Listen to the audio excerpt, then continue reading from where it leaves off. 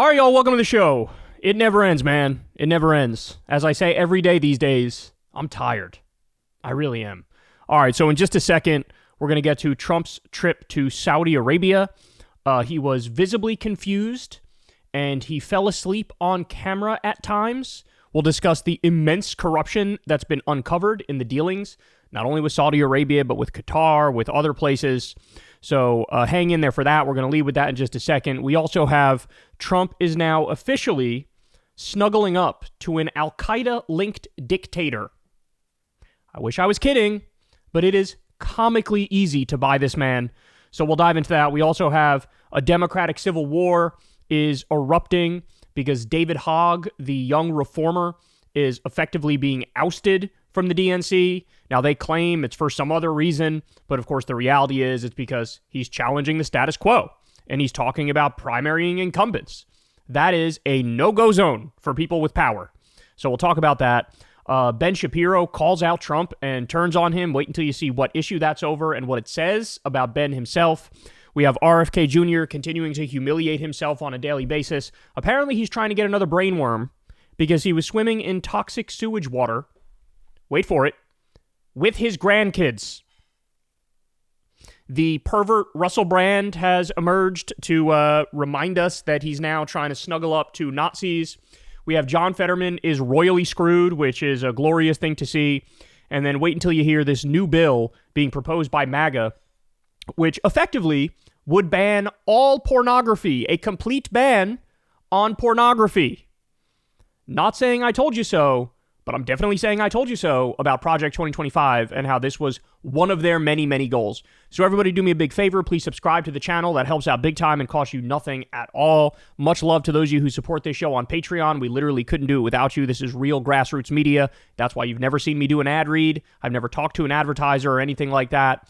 Sign up for Crystal Kyle and friends below as well on Substack. We got Hassan Piker coming on the show this week to talk about his run-in with DHS and how they were questioning him about his politics. Real scary thing to happen in this moment when they're disappearing pro-Palestine protesters. And also go subscribe to the Corin's World YouTube channel, where we're now posting Kyle and Corin episodes every week on his channel. I think he's over 10,000 subs now. We're trying to get him to 100,000 subs. So definitely go check that out. All right, so without further ado, let's go ahead and dive into it, and we will start with this. I'm sure all of you remember there were countless moments with Joe Biden during his presidency where things just wouldn't be quite right. They wouldn't add up. He would be like visibly confused, not know what the hell is going on. We just got a story lately that he was at some Democratic fundraising event and he saw George Clooney, and he literally didn't recognize George Clooney. A guy he's known for a very long time, a guy who's like an A++ list celebrity, big in Democratic politics. His brain has deteriorated so much to the point where he just couldn't recognize a face that he's seen time and time again. So that was one example of what happened under Biden. Well, now, and people don't talk about this nearly as much, but we're getting moments like this with Trump too.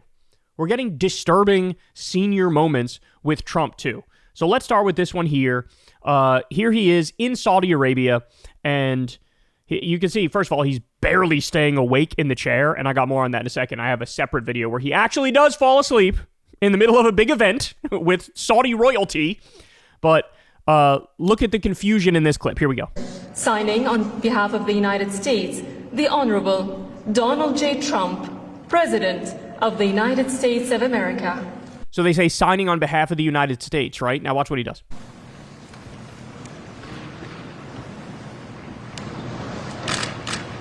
Where you going? Where you going, bro? He walks like a Yeti. Doesn't he look like a Yeti or Sasquatch? Like those videos that came out like the 1980s where he's like a Sasquatch walking in the woods. But he went the wrong way, and the Saudi Crown Prince was like, hey, dog, you got to sign. The signing's over there. Guys, this exact thing has been happening multiple times.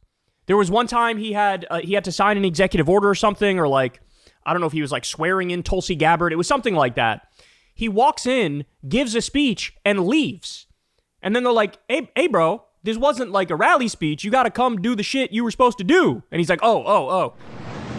There he is, wandering, sits down.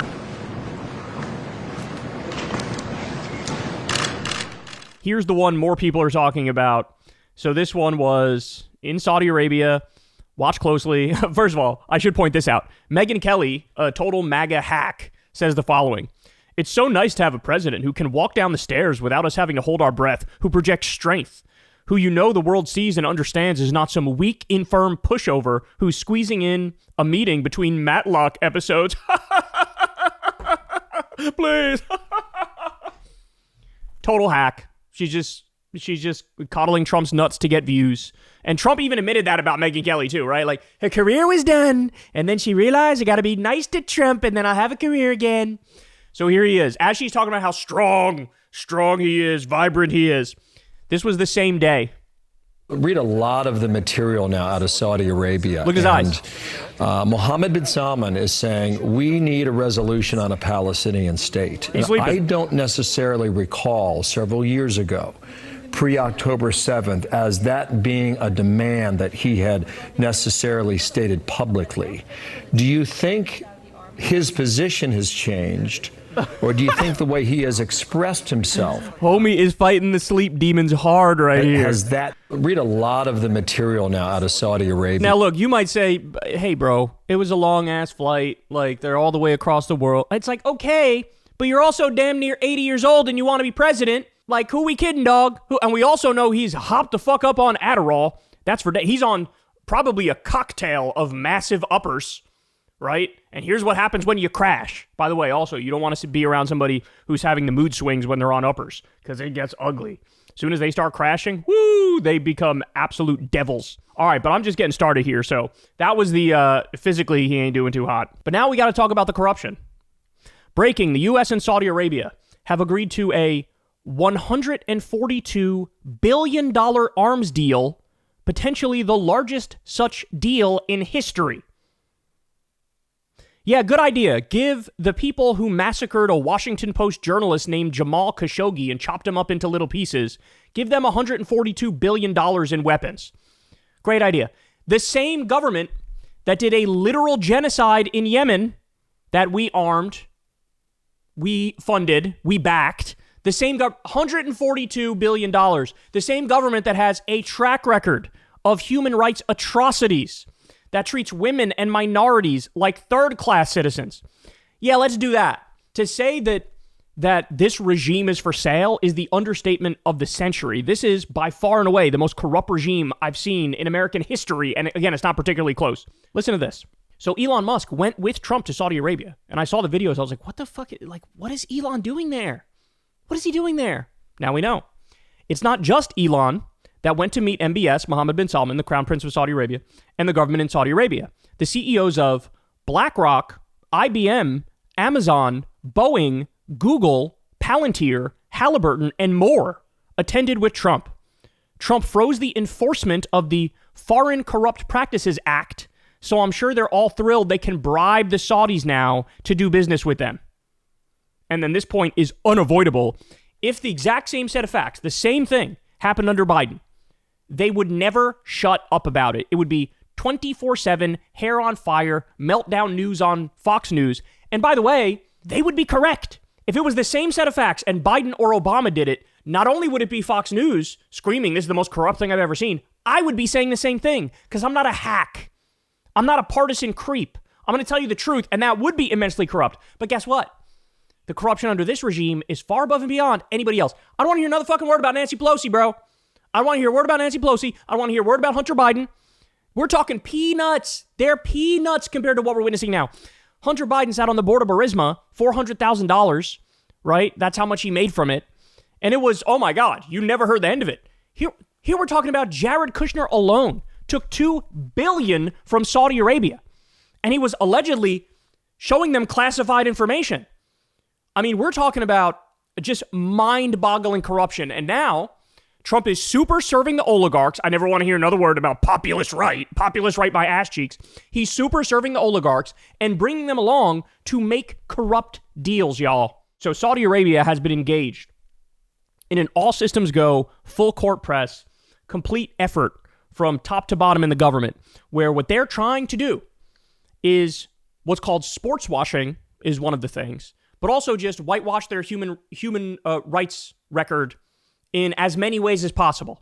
So here's a great breakdown of that. This is in More Perfect Union. Let's watch. Fresh off winning the presidential election, Donald Trump appeared at a UFC event, flanked by bullet-headed UFC CEO Dana White and Elon Musk, who had just spent $270 million electing Trump. But there was another person there who wielded as much influence and wealth as pretty much anyone alive. Yasser al-Rumayyan, the head of the Public Investment Fund, the Saudi state-run sovereign wealth fund, which controls about $930 billion. Al-Rumayyan could claim some degree of ownership of practically everyone and everything around him that November night. From UFC, which was planning some splashy events for Saudi Arabia, to Elon Musk, whose companies had long been recipients of Saudi investment capital, and Trump himself, a stalwart Saudi ally whose political, economic, and family interests had come to depend on Saudi largesse. It's clear that Saudi Arabia has been investing in Trump and Trump world for a long time. I love the Saudis. Many are in this building. Lobbyists representing the Saudi government paid for an estimated 500 rooms at President Trump's D.C. hotel. The Live Golf Invitational. That was, by the way, that was the first term where the corruption was horrific. But this term is dusting the first term, homie. Like, it's not even close. What's going on now is just unbelievable. Backed golf tour. Trump National Direct. Have a good time, everyone. They buy apartments. I can't. The live golf thing, man, I've talked about this a lot. You guys know I love golf. I'm a golf fan. I watch golf on TV. I play golf. And basically, it was like a morality test in real time for the professional golfers. Hey, which one of you has any principles, any standards, any morality, any ethics? And basically, all of the golfers that decided I'm going to sell out to Saudi Arabia and take blood money instead of staying with the PGA Tour, all of them failed the most basic morality test imaginable. It's basically like if the year was 1936 and you're like, oh, the Nazis are offering me millions of dollars to go play fucking squash for them. And you're like, sure, why not? It's millions of dollars, right? For me, they spend 40 million, 50 million. Trump Tower, Jeddah. Am I supposed to dislike them? I like them very much. And foreign governments, how easy is it to buy this man? They give me 40 million, 50 million. What, am I supposed to dislike them? I like them very much. Oh my God. How, like, stretch that rationale to its logical conclusion. And like I said, you end up with, what? I'm supposed to dislike Adolf? Adolf gave me $10 million. What? Why would I dislike him? They're dealing with the transactional president. Crown Prince, thank you very much. Thank you for being here. And now, as we head into a second Trump administration, the question is, what more do they want? How would you describe the relationship between the United States and Saudi Arabia? I think it's fine, but with me it will be GREAT, great. The host of the FIFA World Cup 2034 will be Saudi Arabia. Rigged. They bought it. They bought it. What we're seeing with Saudi Arabia is unprecedented because of the sheer amount of money that they put in. Kareem Zidane is an investigative sports journalist. They're investing in absolutely everything. Al-Rumayyan's appearance at the UFC fight wasn't just about Trump. Sports have become a key part of Saudi Arabia's investment and influence peddling strategy. Kareem and his colleagues at Play the Game mapped over 910 sponsorships from Saudi entities in 2024 across the globe. There's the ownership of the Premier League's Newcastle United, the creation of Live Golf, a competitor to the PGA Tour. Sponsorship for the Women's Tennis Association, backing Formula One's Aston Martin. There's MMA, esports, equestrianism, wrestling, cycling, billiards, and a potential new venture into boxing. As a matter of fact, it might be easier to list the sports that Saudi Arabia hasn't invested in. Honestly, I can't think of one at the moment. The Saudis would call it investing. Others call it sports washing. Sports washing is the deployment of sports as a means of reputation laundering. When countries use sports and major sports events, for example, to distract from human rights abuses. When Saudi Arabia invests in sports, it's really looking for geopolitical influence. It's looking to recraft its own global image. It might not reap the most significant monetary returns, but I don't think that's what they're interested in from sports. They're looking at influence, and I think they're doing a damn good job about it, as much as I don't want to say that. And this is happening with other Saudi investments too. What's your take on the unabashed expansion of the Saudi Investment Fund into Silicon Valley? In 2016, then Deputy Crown Prince Mohammed bin Salman, or MBS, made a well-publicized trip to Silicon Valley. By 2018, Saudi Arabia was the single largest investor in US startups. But where was that money going, and what was it doing? Let me give you an example. Twitter. When Twitter was a public firm, the Saudi Kingdom Holding Company was its largest outside shareholder, owning a bigger part than even co-founder and longtime CEO Jack Dorsey. But it wasn't just a financial relationship, as I've covered in my reporting. Twitter has long been an important place for the Saudi government to propagandize on behalf of MBS's economic program, flood Saudi-related discussions with posts from pro-regime trolls, and track and harass dissidents, some of whom have been doxxed, arrested, and tortured. In 2014, Twitter's leadership learned that a key MBS advisor was running a spy ring inside Twitter's San Francisco headquarters. Twitter never publicly accounted for its role in fostering the Saudi spy ring. Jack Dorsey enjoyed a chummy meeting with MBS just 6 months after the Twitter CEO had been told by the FBI that his company had an espionage problem. They weaponized their investment, used it to spy on, target, and harass critics. And they did it all without any consequences. And their investment continues today. Let's fight. So back to the fight. And another guest, Elon Musk. When Twitter went private under Musk, Kingdom Holding Company rolled its shares into the new private entity and became its second largest investor after Musk. But Twitter wasn't the only tech giant receiving backing from the Saudis. In April 2023, Sanibel, the venture capital arm of the Saudi Public Investment Fund, did something surprising. It published a list of dozens of American venture capital and private equity firms it had partnered with, showing just how widely the kingdom's money was being spread around. Everything in this country is for sale. Everything is for sale. Greed and corruption and capitalism will be our undoing. And we're witnessing it in real time. Tech, AI, surveillance, media. But the influence purchasing campaign doesn't end in Silicon Valley. I would like to bring up the CEO of Affinity Partners and former senior advisor to the White House, Jared Kushner. That's Jared Kushner, the husband of Trump's daughter, Ivanka. He served as a senior advisor in the first Trump administration and was everywhere. And by all accounts, he had a lot of influence on his father-in-law. But he's known for one thing above all else. It seemed as if from the get-go that Jared Kushner was charged with cultivating the relationship with the Saudis. Virginia Cantor is Chief Ethics Counsel at Citizens for Responsibility and Ethics in Washington. It appears to be that at the end of the administration, the payoff was a $2 billion investment in this investment fund. Just months after leaving the White House in 2021, Kushner's newly minted investment group, Affinity Partners, secured a $2 billion commitment from the Saudi Public Investment Fund, or PIF. The news raised a lot of eyebrows. Some next-level sleaze and grift going on right in front of our eyes. This is just putting a price tag on American foreign policy. I've been in this business 40 years. This is extraordinary, unprecedented. I've never seen anything like it. The reason it was so egregious, he had no experience in that field. The panel responsible for screening potential PIF investments reportedly voiced serious concerns about Kushner's lack of experience. But the board was overridden by MBS, the de facto leader of Saudi Arabia. That news raised even more eyebrows. Isn't that a nice story of friendship? Things you do for your bros? MBS proved to be a close ally to Kushner in the first Trump administration, working closely with him on various Middle East diplomatic negotiations. They worked so closely, in fact, that MBS reportedly told others he had Kushner in his pocket. It appears to be a payoff based on Mr. Kushner's dealings with the Saudi government and particularly MBS during the Trump administration. A Senate investigation found that Kushner's fund raked in $157 million in management fees, all while generating no return on investment for his clients. Jared, of course, sees no problems with the $2 billion transaction. For my critics, what I say is point to a single decision we made that wasn't in the interest of America. Okay. Making it so that there was no consequences whatsoever for the murder of Jamal Khashoggi, a Washington Post journalist. You giving Saudi Arabia classified information. Trump vetoing a bill that would have stopped us from arming Saudi Arabia as they were committing a genocide in Yemen. That passed the House and the Senate. Trump vetoed it. The list is fucking endless. What a joke. What a joke. Guys, they absolutely need to impeach Trump, remove him, and criminally charge him for flagrant violations of what's called the Emoluments Clause of the Constitution.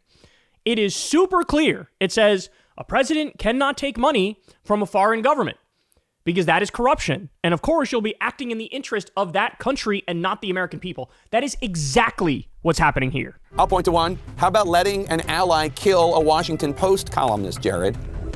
What was really troubling about the assassination of Jamal Khashoggi, there was every indication that it was carried out by the Saudis.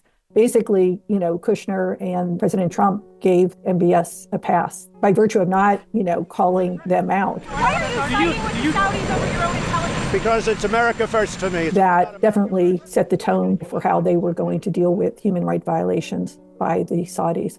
And it wasn't just that, there were other incidents. And the list is a long one. There is the use of his second presidential veto, a resolution putting an end to the U.S. military involvement in Yemen, allowing continued U.S. support to the Saudi-backed war in Yemen. There's his abandonment of the Iran nuclear deal. That's a great point. I actually never pieced that together, that probably the main reason Trump pulled out of the Iran deal is because Saudi Arabia bought Trump and Saudi Arabia wanted him to pull out of the Iran deal. So, Iran is their enemy.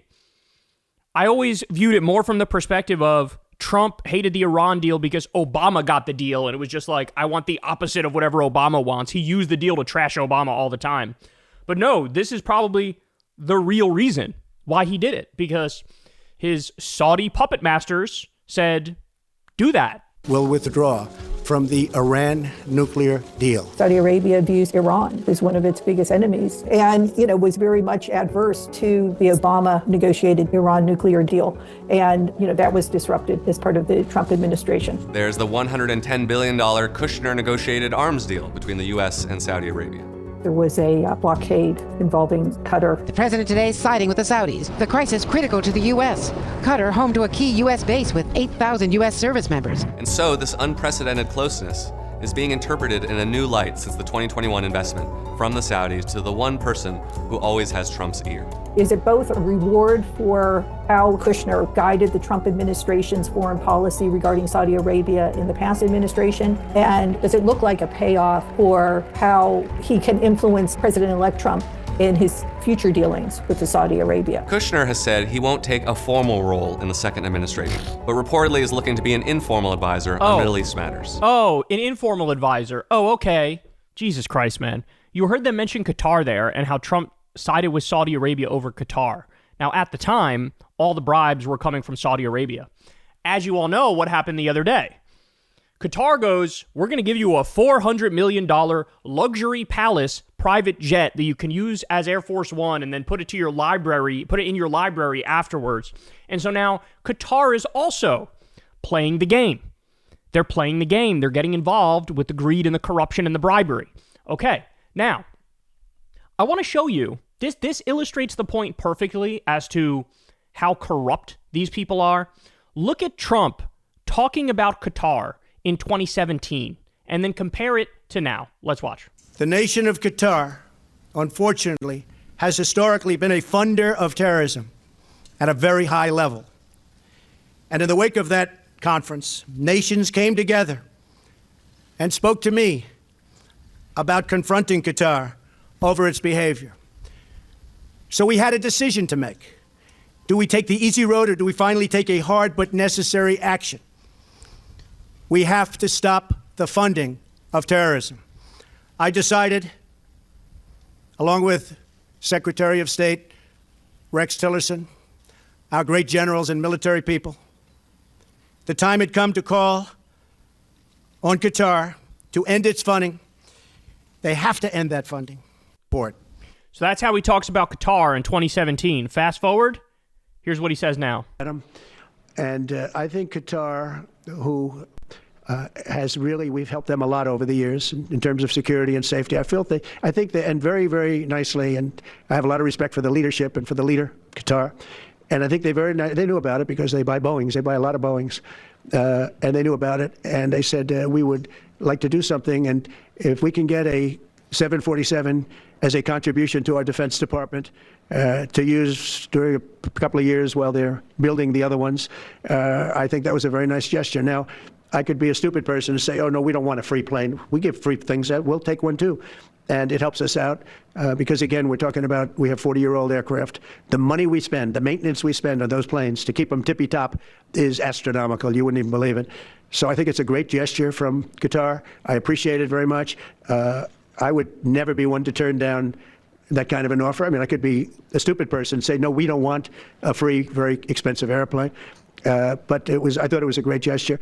The only thing that changed was the bribery and the corruption. That's the only thing that changed.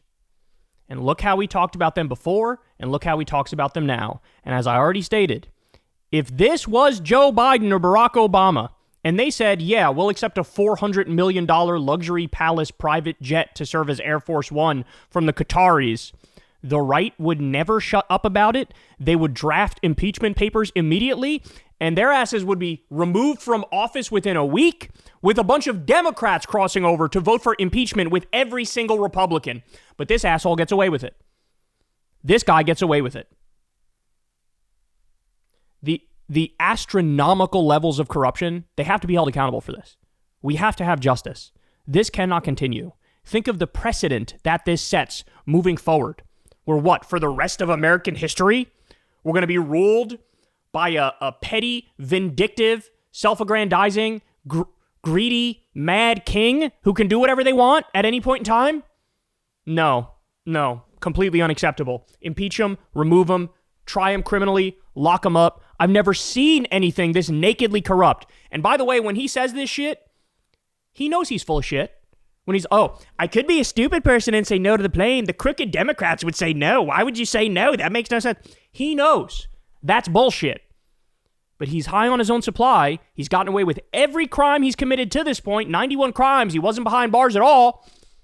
And so he feels like, shit, I can do whatever the fuck I want. There's no downside whatsoever. Don't let him get away with it. Hey, y'all, do me a favor and like and subscribe. It helps out big time in the algorithm. Click the bell as well for notifications when videos drop. And watch that video on screen right now. You know you want to.